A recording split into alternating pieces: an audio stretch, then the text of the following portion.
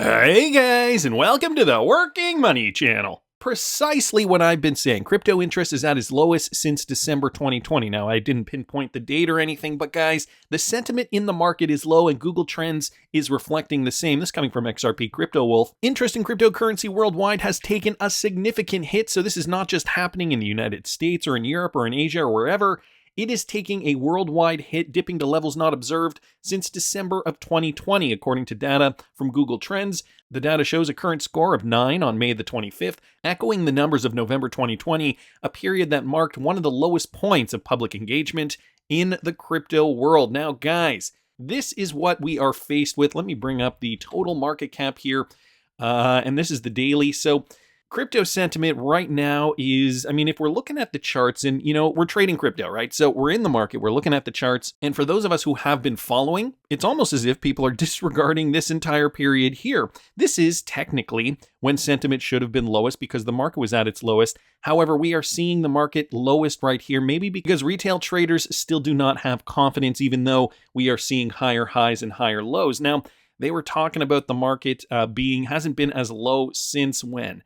December of 2020, which brings us up here, guys. Now, that's a very interesting statistic, I gotta say, because at this point here, we just retraced up to the resistance level that we saw back in July of 2019. We saw it again back in August of 2020. So this, to me, waiting for 2 years when I got into cryptocurrency was in and around here. So I'm sorry, 3 years.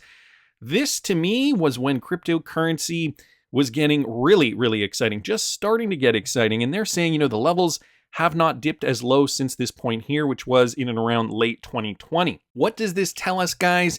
This tells us that the market is poised to move up and that, the retail traders that are going to be on the other sides of those trades just don't know what is going on. There are a lot of newbies that are probably going to pile in, and we need to be on the right side of those trades. So if you guys want to follow me trading during this bull run, I do have a Patreon. It is only $5 a month. I will be posting my trades on the day that they occur. I'm looking at shorter term holds. These are not going to necessarily be all utility coins, although some will be. And I'm diversifying into several different cryptocurrencies. I know I've talked about this a lot on this channel, and I know probably some of you guys are getting sick of me saying it, but this is the best time to be getting into the market. And so if you guys want to follow my trades, the Patreon's there. It's patreon.com/workingmoneychannel, and it is only $5 a month to follow. So, you follow me for 1, 2, 3 years until the market reaches its top. And what is that? $180 over a 3-year span? Guys, you will be getting a ton more value out of that Patreon than $180 worth. So here we got XRP right now, and XRP is trading at around 46.3. So it is moving up a little bit. We haven't really been seeing too much in terms of market activity. The market staying relatively flat. And again, maybe this is also why we aren't seeing too much interest in the crypto space as a whole. Since the beginning of January, we did see Bitcoin start to move up, and it's progressing logically. As I'm looking at this chart, we're seeing the higher highs, the higher lows, and this is almost like a textbook trading bullish pattern. So Bitcoin right now, though, on the daily, we haven't really seen it move too much. It's trading in and around 26.5. And another cryptocurrency for those of you guys interested in the Patreon. Okay, I'm going to let you in on one of the picks that I'm choosing, but I'm sure you guys are probably not too surprised that I am also trading VeChain.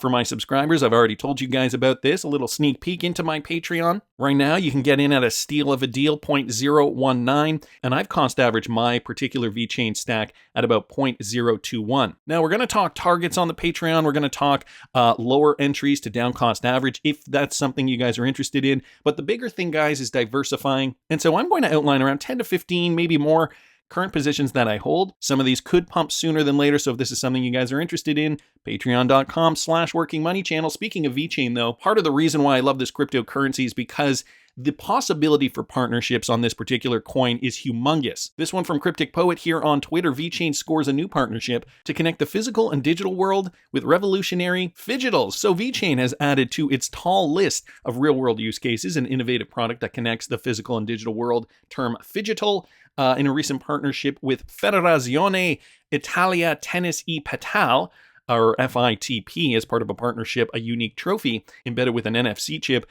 with an assigned NFT that was designed for the Women's Tennis Association and the Men's Association of Professional Tennis Players. So, wow.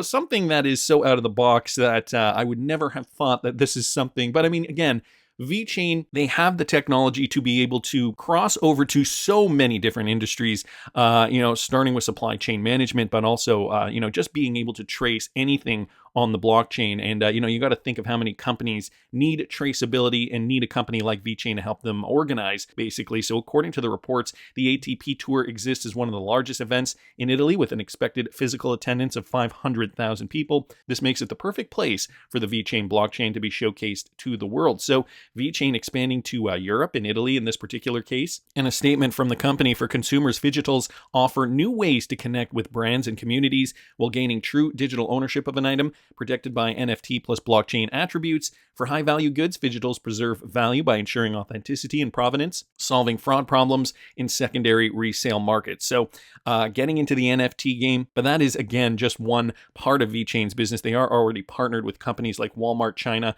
BMW, and DNVGL. So huge news here, guys, coming from the VeChain camp. Wanted to thank Cryptic Poet for letting us in on that. Now, Wheezy here posted this too. A new amendment was sent to introduce a fee structure for the XRPL, guys. I don't know if you knew this. An amendment on the XRP ledger is currently in development with an aim to enforce a complete review of the fee structure on the network. The amendment seeks to revise the manner in which fees are calculated, changing them from fee units to drops of XRP, and the amendment is dubbed XRP fees, and this aims to make it easier to calculate the fees on the XRPL by using drops of XRP directly. Notably, a similar amendment was proposed back in November of 2021, and while it addressed the issue, some places were not affected. These areas still use fee units to ensure backward capability. The latest amendment seeks to update all the places where fee units are still being used on the network, replacing the structure with XRP drops. The places where the amendments are looking to update are these bullet points here, and I will link this in the description if you guys are interested. But again, another little change. I mean, I guess it is a bigger issue for some people rather than others. I mean, for us retail traders, it really does not matter. I don't think so much. But for the real world utility of XRP, depending on how much one is using the blockchain, if you're a big company and you're using the blockchain quite a bit, obviously the fees will eventually rack up. So, a change to the fee structure. Wanted to thank Wheezy for letting us in on that. XRP Drops here posted this on Twitter, Super Mojo case study. So this has to do with Ripple Liquidity Hub. And guys, this case study is brand new, just came out this year, 2023 new value report on Super Mojo. They're a cutting-edge tech platform that is revolutionizing the world of non-fungible tokens, or NFTs, and the core mission centers around driving greater accessibility of NFTs in order to make interacting with brands and creators easier for consumers. Super Mojo has developed strategic partnerships with creators, brands, digital asset marketplaces, and storefronts to offer simplified cards, on-ramps, and custody solutions with embedded utility. But guys, get this, Ripple Liquidity Hub is playing a crucial role in supporting Super Mojo with its internal treasury operations by sourcing Ethereum on demand for customers purchasing NFTs. So there is a Ripple Liquidity Hub connection in there. And up here, they highlight some of the benefits of Liquidity Hub: programmatic upfront pricing that powers our acquisition of ETH NFTs instantaneously and on demand. So happens within an instant, poof. That is a big order that doesn't really exist from the other platforms that we've tried before. And this is coming from Craig DeWitt, head of product and engineering at Super Mojo. We know that he used to work for Ripple in the past. But anyway, just thought I would let you guys know about this latest update from Super Mojo. Some more news too here, guys, from Ripple partner Payson. This coming from Mike Manfield on Twitter. Payson partners on top on instant salary payments. So Payson is a global card-to-card transfer pioneer. They're also a Ripple partner and global payment platform. And they're announcing a new partnership with global payroll platform on top, enabling employers to make faster and more cost-effective salary payments to workers and contractors. Payson will power On Top's new payout to cards capability for employers and contractor payroll. This will enable remote workers to be paid through On Top platform to send their money directly to their local cards instantly and at a low cost. The On Top platform enables companies to scale internationally and currently provide employers of record services, or EORs, compliance and payroll services to over 950 companies worldwide. Now, how are they able to do this so cost effectively?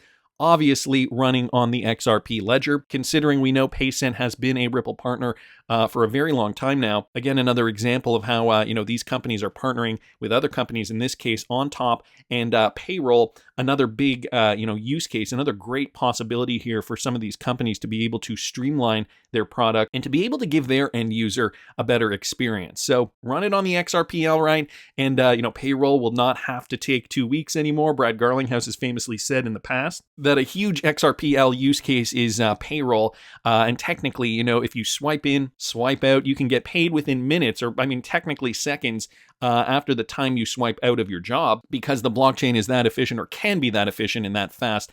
And a lot of the the reason the payroll has historically taken 2 weeks in the past is just because of the paperwork and the man hours involved. And so, transferring to the blockchain, not only is it going to make payroll for domestic payments easier, but all these international transfers too, right? Leveraging XRP for liquidity, paying out to 950 different companies worldwide, and I don't know how many countries, but obviously using different fiat currencies. So this payment provider, PaySend, their partnership with On Top, sounds like they're doing just that. That example that Brad Garlinghouse gave years ago now. Anyway, huge news for these two payment providers. Wanted to thank Mike just for posting that. And Michael Branch here on Twitter posting this. Now, Ripple's president has commented on the unsealing of the Hinman documents. We're still waiting, guys, here, and June 13th, that is going to be a very, very interesting date. Top cryptocurrency stakeholders have been reacting to the recent ruling by Judge Analisa Torres, as you guys know. And Monica Long recently joined crypto stakeholders to comment on the development. In a recent CoinDesk interview, Long asserted that the unsealing of Hinman's documents is a win for transparency, guys. I've even got a clip of her up here, courtesy of Digital Asset Buy. Listen to this. We do know that the judge issued an order very recently that pertain to, which documents in the case would be kept under seal and which ones would not. Very importantly, at least in our view, Bill Hinman's emails will be revealed. They'll be made public in the coming weeks. And we think that's significant because Bill Hinman, when he was acting director of CorpFin at the SEC, he gave a very famous speech in 2018 where he said that he saw, or the SEC saw, that Ether did not look like a security because it had been sufficiently decentralized.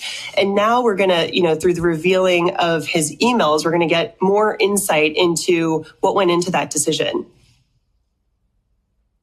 Tell us a little bit more about these Hinman papers. I know we want to get more insight into what went into that decision, but once we get that insight, what could it mean for your case? It's to be determined, just by the court, of course, what ultimately they will decide in the case. The ruling on the Hinman emails, we think, is certainly a win for transparency, where the crypto industry at large is really seeking clarity from the U.S. We think that this transparency will go a long way. And then ultimately, of course, the ruling in our case. So huge. Monica Long here, also waiting for those Hinman documents to be released, and really confident that that is going to mean something very big for Ripple. Now, I also happen to see this directly posted from CoinDesk, another clip of Monica Long. The interview is fairly lengthy, and the link to the video is in this tweet. So I will link this in the description if you guys want to watch the full thing. But another clip here, guys, bringing you the highlights. Some more insight from Monica Long here. Listen to this. Speaking of regulation here in the U.S., I think we have to ask you about the lawsuit. Brad Garlinghouse, CEO of Ripple, recently said it's going to cost $200 million for Ripple when this lawsuit is said and done. Can you give us any updates on where we are with it? The case of Ripple and the SEC, this is really something that we see as, we've been fighting on behalf of the whole industry. It's going to have a monumental impact on the whole industry. The latest is that as of last fall, both the SEC and Ripple filed our motions for summary judgment. So the decision now will rest with the court. And that we don't have any updates on timing. Unfortunately, we'll find out with the rest of the world when the judge makes her decision. Are you expecting to hear something soon? I know I've seen reports, some speculation about possibly there could be a judgment soon. We're optimistic that we'll hear from the court this year. Don't have any more specifics on timing, but we're optimistic we'll hear within this year, and we're also very optimistic about our prospects and the set of legal facts that are really on the side of Ripple in this case. So again, Monica Long being very optimistic, not giving a timeline specifically, sticking to the script, even though this interview was just done yesterday, and we did recently get Brad Garlinghouse saying that it is a matter of weeks, not months. I did a video on that yesterday. I will post that up here in the top right-hand corner. So what is our best guess? I mean, June 13th is obviously a very important date that is probably written in all of our calendars, but when could we in fact get a final verdict, guys? Another one here from Michael Branch. This legal battle between Ripple and the US SEC is anticipated to reach its conclusion in July. July, you say? Now, why are we assuming July?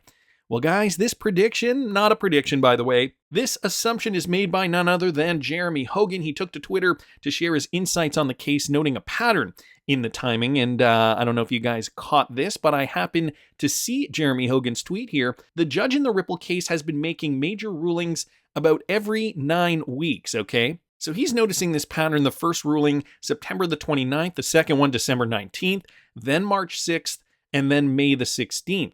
And the only major ruling left is on summary judgment. Now, he is noticing the pattern of about every 9 weeks here.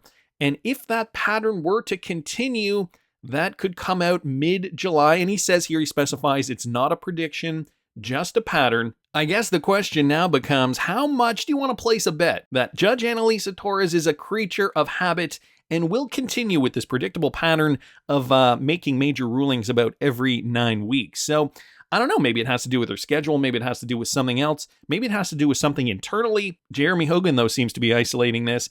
And, this would be weeks in terms of what Brad Garlinghouse mentioned in that interview a few days ago. 9 weeks to be exact. So are you guys excited? I mean, usually the summer doesn't yield too much in terms of cryptocurrency excitement, but maybe this summer will be different. Again, in the summer of 2021, that is when we actually saw this dip here. Even though we were in a bull market, that is when traders sold off their Bitcoin before we saw that one last pump in the fall of 2021. Of course, the summer of 2022, we were in and around here, forming new lows. And then, of course, the winter was really bad. The market had come down to its bottom. What is this summer going to bring? Comparing that to summer of 2020, okay, despite crypto sentiment being fairly low, the summer of 2020 was not a low point in terms of the market. We were in and around here, June, July, August 2020. So we were already starting to move up. Of course, this was the beginning of the journey to the top of the bull market. And, I have a feeling we are in a similar place right now. So mid-July, guys, as per Jeremy Hogan, not a prediction, but just noticing the pattern of Analisa Torres' behavior. How much are you willing to bet on this? Have you guys accumulated your cryptos for this run? Don't forget, a Ripple verdict could change the entire structure of the crypto market in this bull run. It's going to influence so many other cryptocurrencies. I know I've got my picks locked and loaded. That's just my opinion, but I want to hear what you guys think. Please subscribe to the channel if you haven't already. Like the video if you like the content I'm providing. My Patreon is only $5 a month, so if you guys are interested in following my trades during this bull cycle, it's patreon.com/workingmoneychannel. I always love hearing what you guys have to say, so throw a comment down in the comments section, and I will see you in the next one.